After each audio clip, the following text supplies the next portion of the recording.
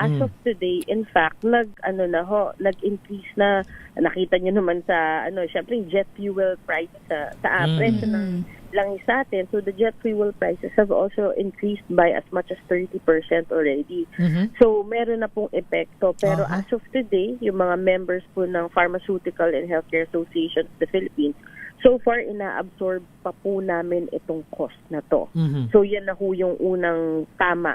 Ito pa po, nung nangyari yung tension sa gitnang silangan, as you mentioned, tinamaan na po tayo. At hanggang ngayon, ina-absorb pa po namin yan. Wala pong impact as of today sa mga pasyente.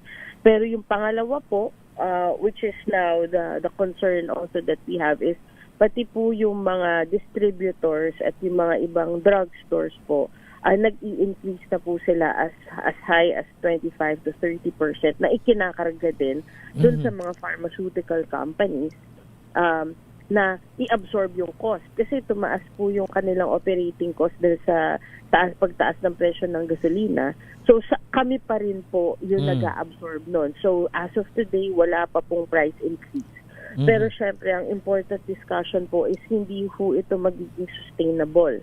So we are doing our best, at least yung members po ng PHAP, to absorb the cost impact on multiple fronts, mainly on the transportation. However, kailangan ho nating patuloy na makipag-partner po sa ating gobyerno para magkaroon po ng sustainable way or ng pangmatagalang solusyon. Kasi we're doing our best nga po na hindi magkaroon ng impact sa price.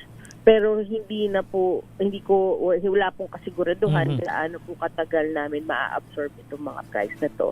So, pero obviously may cost implications that eventually hindi na po ma-shoulder or hindi na po ma-absorb. Okay.